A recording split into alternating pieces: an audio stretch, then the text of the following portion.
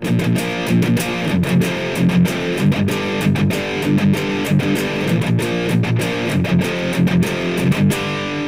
will be times when you need to perform long-running captures with Tcpdump. Say you have a server that's recently been compromised or keeps getting compromised.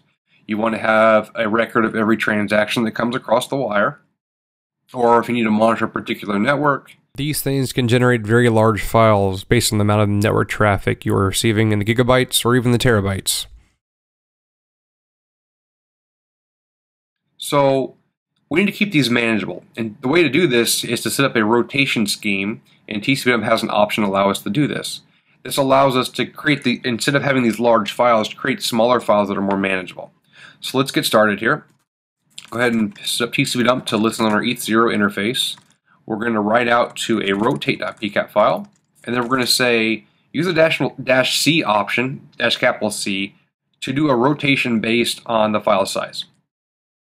And we're going to use 1 megabyte. So what's going to happen is Tcpdump is first going to write out rotate.pcap. When that reaches 1 megabyte in size, it's going to write out rotate.pcap.1.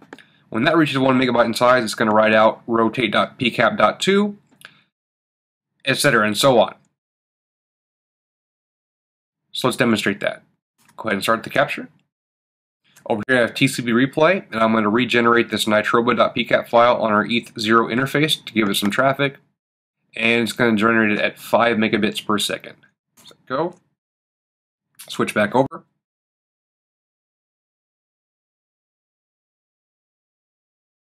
I'm going to go ahead and hit Control-C now. Now let's match on rotate.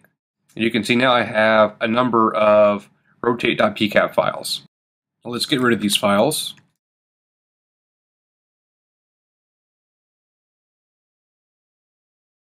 Okay, so now what we're going to do is we're going to try another option. And this one we're going to add to it. This allows us to specify the max number of files that will be allowed to be rotated.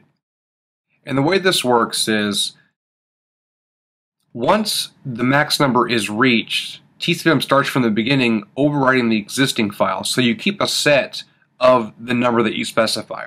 So if I specify 3, I will always have 3 rotated pcap files.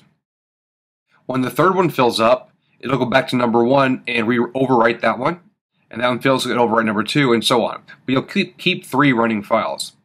And you can use this to actually get the sizes that you want to keep and no more. So we have 1 megabyte here, and if you multiply that by 3, we actually have 3 megabytes. So if you want to only keep 10 megabytes worth of stuff, you would specify 10. And that's one way we can limit the disk usage. Let's go ahead and specify 3. I'm going to run my replay script again at 5 megabits per second.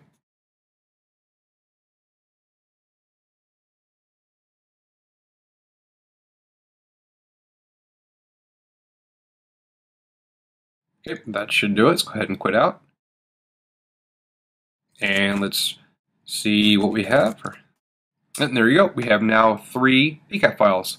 0, 1, and 2. 3 total. Great.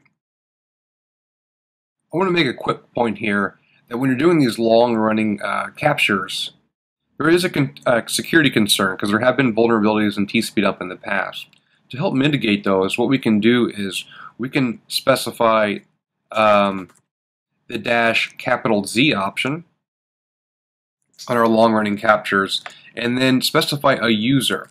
And what this will do is Tcpdump will become root to open up the socket that it needs to listen for the raw packets. But then what we'll do is we'll drop its privileges down to this user. You can see that it says privileges drop to Vagrant, and my username is Vagrant. I am the Vagrant user. So if you're going to do these long-running PCAPs, I highly recommend that you use the -C option so you can drop privileges and thus mitigate some potential vulnerabilities in long-run captures. Another type of rotation that Tcpdump allows is time-based rotation. So let's go ahead and set up our command again.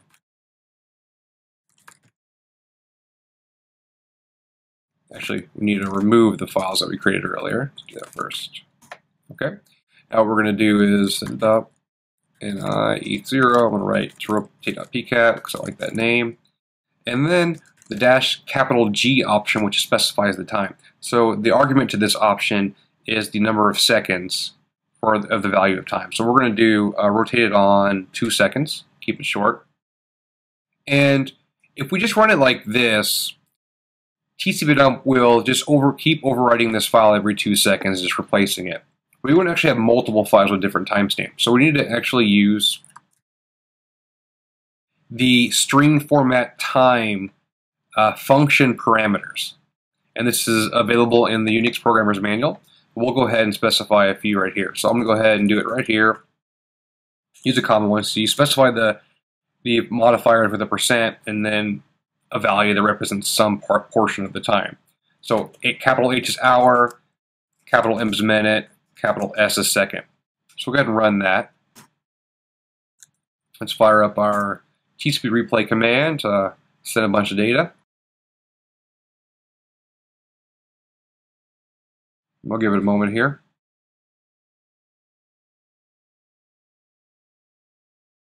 Okay, sounds good. And let's go ahead and list the rotate PCAP files. So you can see here, it actually rotated every 2 seconds. Great. That's exactly what we wanted. So that's why you can do it by time. So for more information, do check out the manual page. It's strf time. And you can see that it's in the Linux Programmer's Manual. It is a function.